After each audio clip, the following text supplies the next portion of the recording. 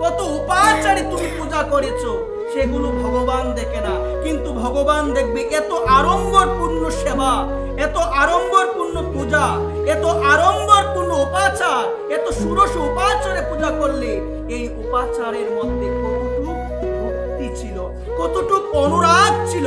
যদি অনুরাগ না থাকে, গোবিন্দ গ্রহণ তো দূরের কথা, গোবিন্দ সেটার দিকে তাকাবেই না, একবার তাকাবেই না।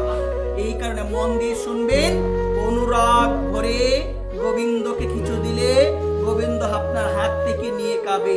প্রেম ভরে গোবিন্দকে কিছু দিলে গোবিন্দ আপনার থেকে নিয়ে গ্রহণ করবে। এই কারণে শাস্ত্র বলছেন, গীতায় বলছেন, পত্রং পুষ্পং ফলং তুয়ং জুমে ভক্তা প্রযোজ্যতি।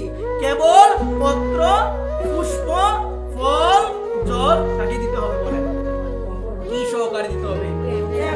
ভক্তা বলছেন কি, ভক্তির সহিত ভগবানকে কেউ যখন, ভক্তিটা কি গো মা, সেবা যখন দেন এই ভাবনা আসে যে গোবিন্দ আমার মতো অধমের বুক তুমি কি গ্রহণ করবে, এইরকম ভাবনা আসে, বোঝা যায় মা শাস্ত্র বিধান দিয়েছে, তোমার এতদিনের জপ, তোমার এতদিনের তপস্যা, তোমার এতদিনের তীর্থ যাওয়া, এতদিনের সাধনা, এতদিনের নাম জপ, এগুলো আমার প্রভু গ্রহণ করেছে তো? এই প্রশ্ন আসে, আসে কি?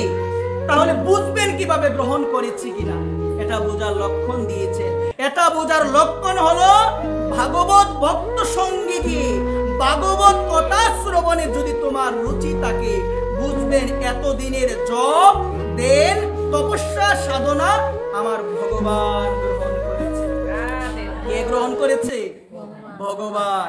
কারণ মা, এই ভাগবত কথা শোনার প্রতি সবার প্রীতি থাকে না মা, সবার প্রীতি থাকে না মা।